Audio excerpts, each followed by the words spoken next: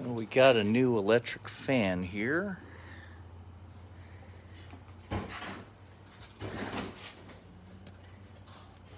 Here's the two retaining screws for the fan.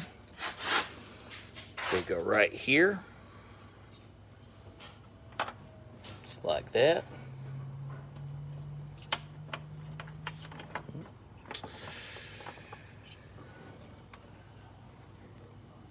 And you lift the fan. You bring the fan down into those notches right there. There's where the screw goes. There's a notch. And there's a notch. And there's the screw hole. So you turn the fan around.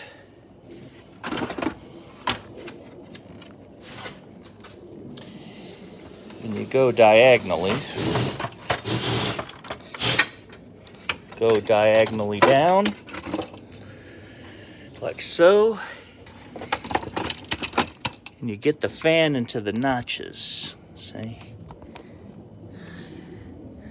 Like so. Then you take a screw or a bolt.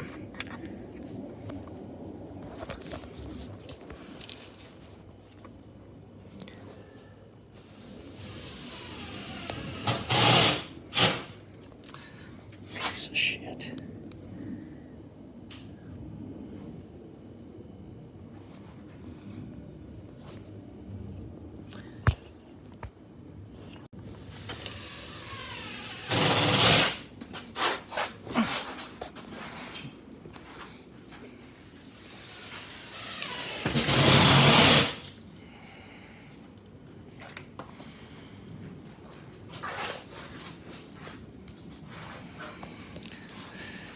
Looks like we're having technical difficulties again.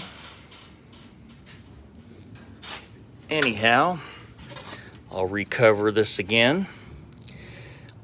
We put the fan down in the location. Now we just need to put the bolts in to hold the fan, which is right here. Put it right inside a groove. Right here. Wish I had more than two hands, but I don't. Then you take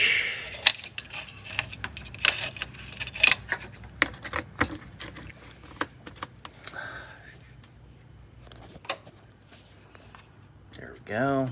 Tighten this in.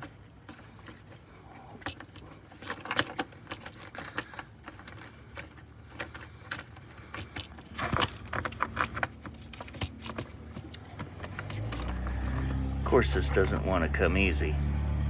Never comes easy.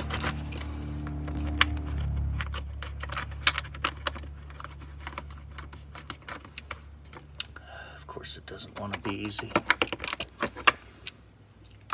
Especially when I'm doing it with one hand.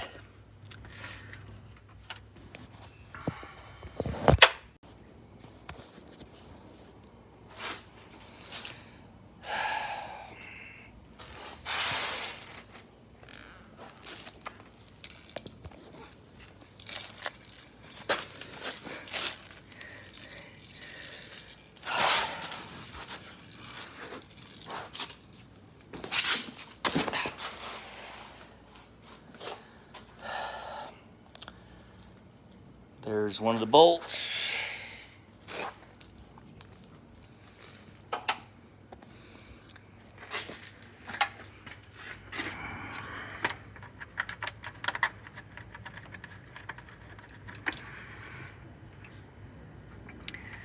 Use a 5/16 in extension to tighten the bolt.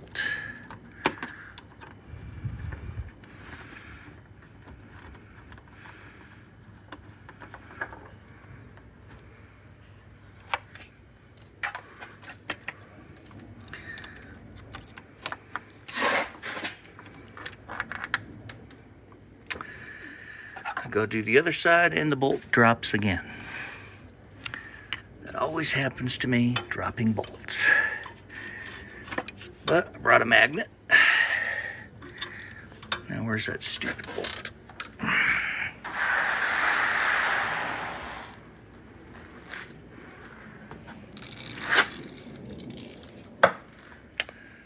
Good thing for a magnet, grab the bolt.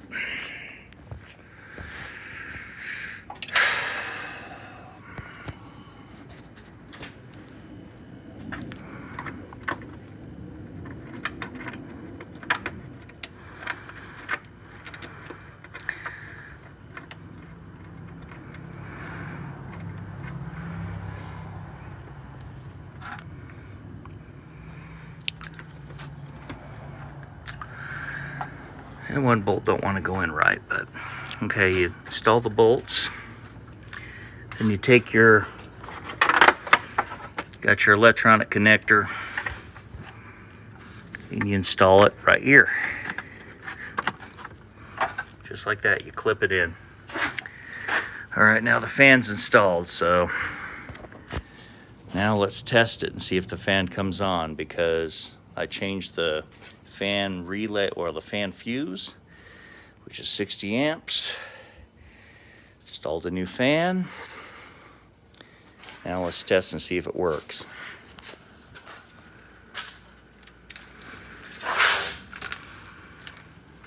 Here we go. Now the fan should work in two conditions. First condition, engine reaches 210 degrees.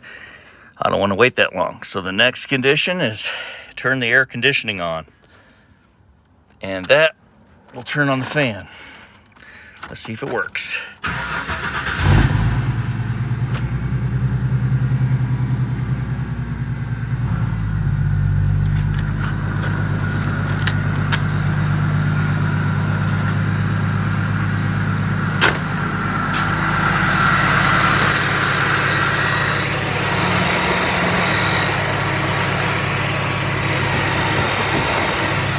Well, as you can see, the fan is on, so the problem is solved. We have now fixed the overheating condition. The fan is on.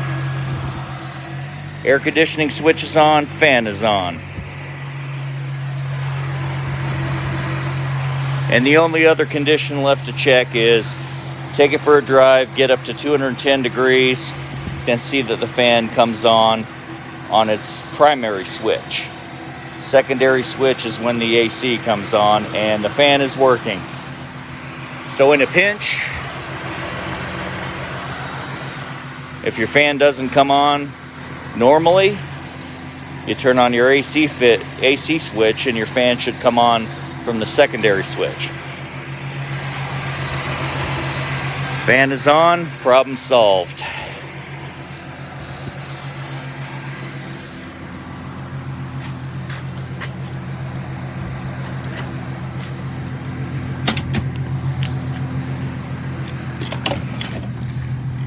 Turn off the car.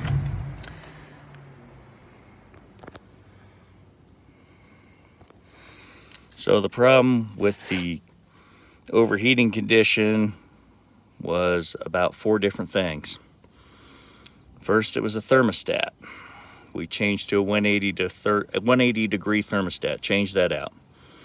That problem solved one problem.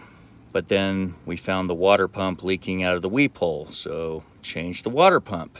And that solved the overheating condition as long as you're moving. But when you're stopped, or you're waiting in traffic or at a stoplight, the temperature keeps rising. And I noticed the cooling fan didn't come on. So the cooling fan, the solution to that is, number one, we found out the cooling fan was bad because it made a really bad grinding noise when we put power to the fan, and it only came on at like a real slow speed. It got the wires real hot, so the motor was messed up inside and shorted out. Then I found that the fan fuse was blown. 60 amp fuse was blown. That's a bad motor when it blows a 60 amp fuse.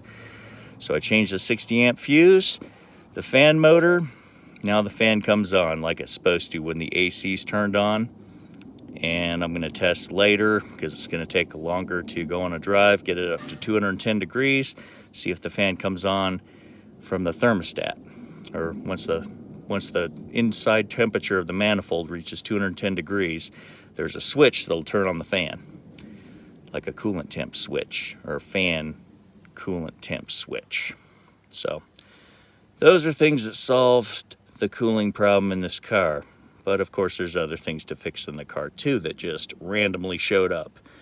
A misfire in 2 cylinders. I got to troubleshoot that. That's going to take a while. Then it's got a rear end noise. I believe one of the rear bearings is starting to fail on both left and right rear bearings. Those are a real pain, so that'll be another time too.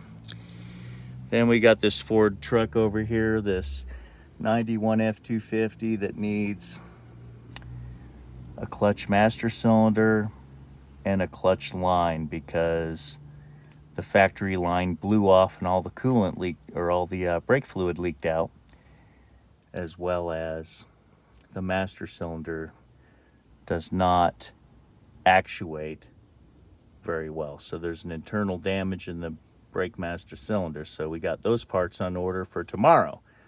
So hopefully all will go well and we'll get that fixed tomorrow too. So, wow, things have been pretty busy around here. And well, hope you guys enjoy this short little video on the follow-up on the cooling system overheating condition on this 1997 Ford Thunderbird. Also goes for other vehicles with the 3.8 Ford V6. They put them in Rangers, they put them in Mustangs, they put them in the Taurus. So these techniques I use to troubleshoot the cooling system problem, they also work for those vehicles as well. So everybody have a great day. Mad boosting.